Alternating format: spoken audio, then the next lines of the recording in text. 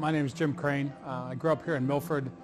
Been acquainted with the Red Dog Saloon since I was young. The employees used to come to our restaurant while I was a midnight dishwasher. In 1987, I took over management of the Red Dog Saloon. In 1992, ownership.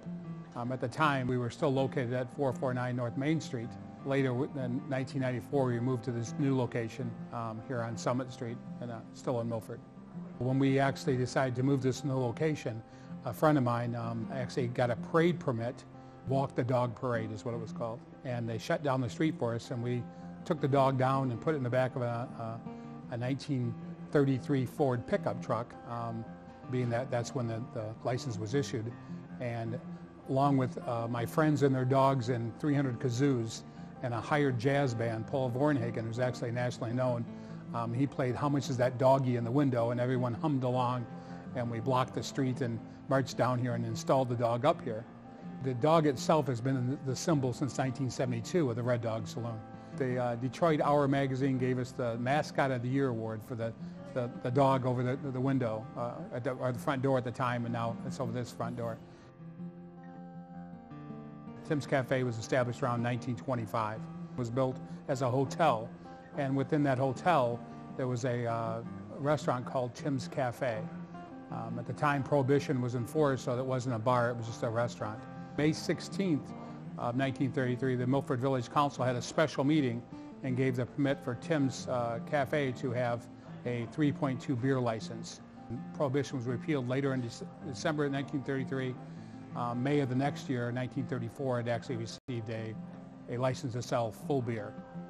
The local women's group, the Monday Night Literary Society, got together the night before that council meeting and wrote up a letter and sent it to the council and said that they understood that beer would be sold, but for the safety and health of the young people in town, they would ask the council to say no dancing. That they could certainly drink some beer, but they had to sit still in their chairs. I think the Red Dog is the true definition of a hometown bar.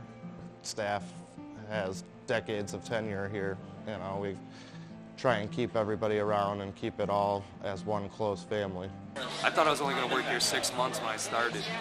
That was 12 years ago. So, it gives you an idea of what this place is like. So, kind of sucks you in a little bit, but it's a lot of fun.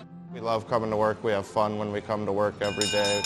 Our main job is to make sure that everybody that comes in here has a good time, leaves happy. This is what we know. This is where we live, and we want everybody to try and experience the fun that we get to have here. Is that truly it's a small town's living room. You can't invite all your friends over to your house all the time, but you certainly come down the Red Dog, and you'll see your friends, and it's truly that the old where someone knows your name, and that's really what the Red Dog brand is all about. Is currently the owner is doing a wonderful job. We are a smaller establishment with a smaller kitchen and a smaller menu. We can make sure we do everything right. The kitchen takes a lot of pride in everything they put out. Try and source as much as we can from local businesses. Our burgers, our meats, all come from the village butcher right in town. Try and keep the small town, pay it forward to the other locally owned businesses. For years, the Milford Times did the best burger, and the Red Dog pretty well, probably 9 out of 10 times it's won the best burger awards for that type of deal. With the new location here, the Bonishes, who owned it a few years back, were able to put an outdoor seating and patio area. So that adds ability for people to have more seating, but sort of actually sometimes private or just get outside in the sunshine. So the patio definitely is a great addition to the Red Dog tradition itself. A lot of relationships do get started at the Red Dog. One of our bartenders always likes to say, we're not a family bar, but we've been known to start a few. I've heard of more people meeting their spouse, having the time of their life, more so than any other place I've ever been to in my whole life. I personally met my wife here 8 years ago. She works here as well. We still work together. Just recently got married, but it is a local bar where everybody gets to meet, and that turns into a lot of long-lasting relationships. The key to success to the Red Dog or any small town is to have a place where people, business people, working people, women, men could come in, relax, and see friends or sitting at a table over by themselves and enjoy a meal or a few drinks. Our staff offers the best service around, and that's what brings the people in, keeps them coming back. Everyone give it up. Toast to the dog. The nighttime atmosphere at the Red Dog changes a little bit from the day. The nightlife's more about fun, whether it's on the weekends, every Friday and Saturday we have live bands.